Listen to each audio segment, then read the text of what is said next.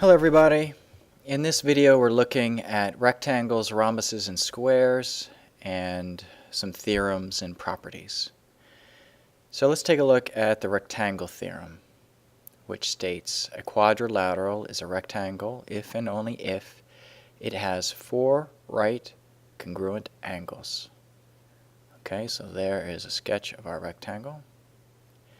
The rhombus theorem states a quadrilateral is a rhombus if and only if it has four congruent sides. So here's a rhombus, four congruent sides.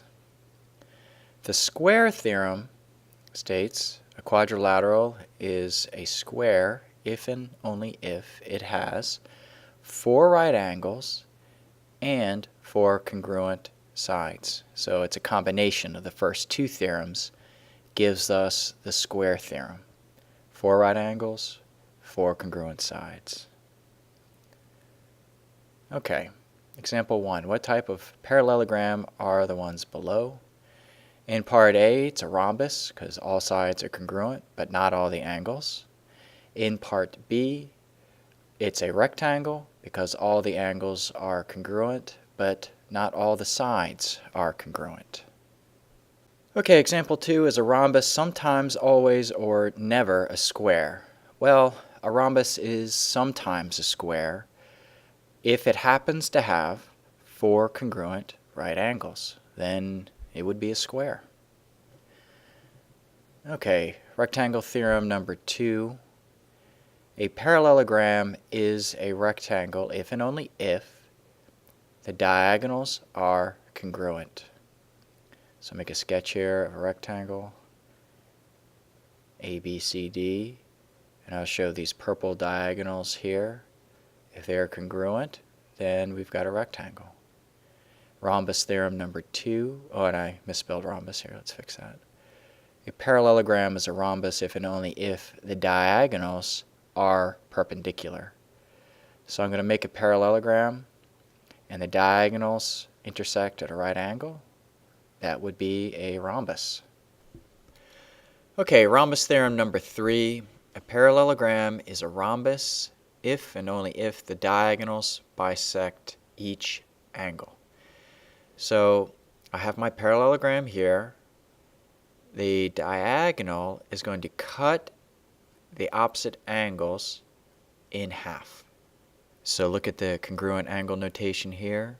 You can see I have two sets of four congruent angles. Example 4, determine what type of parallelogram TUNE is.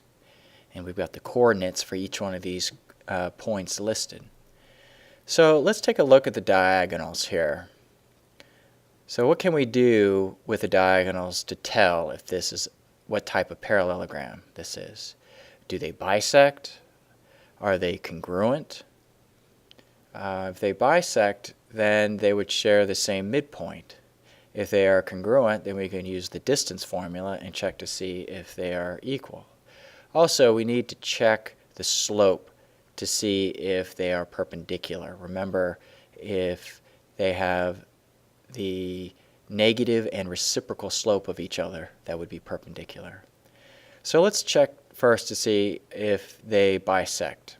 Let's take EU and NT and find the midpoints. So we can use the midpoint formula, x1 plus x2 divided by 2, y1 plus y2 divided by 2. I'm using my points E here and U. And I'll write the coordinates here to help see the substitution. So I can simplify this, and I end up getting -1, 4.5. So -1 would be the x-coordinate, 4.5 would be the y-coordinate. Now I'm going to find the midpoint of NT. So that would be x1 plus x2 divided by 2, and y1 plus y2 divided by 2. This will also simplify to -1 and 4.5.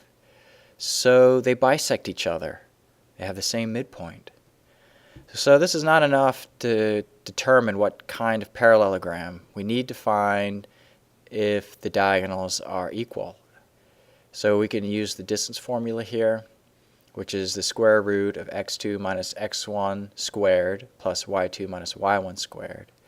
And I get root 125, which simplifies to 5 root 5. Now I need to find the distance from n to t. I'm going to use the same distance formula. Square root of x2 minus x1, y2 minus y1. Watch the double negatives here. I get negative 4, I get 2 squared plus 11 squared, which is also root 125, which simplifies to 5 root 5. So the diagonals are congruent. So they bisect and are congruent. So the figure is either a rectangle or square. We must check the diagonal slope. If the two diagonals intersect at a perpendicular angle, then they're going to be squares. If they don't, then it's going to be a rectangle. So the rise over run of diagonal EU is negative 1/2. For NT, I'm rising 11 and running 2. So the slope for segment NT would be 11 over 2. Okay, so these slopes are not negative reciprocals. So therefore they're not perpendicular, and TUNE is a rectangle. So I hope that makes sense. It was kind of a lot of work, but that's what we need to do for that problem. Okay, well that's it for this video. I hope it makes sense. You're now ready for the practice set.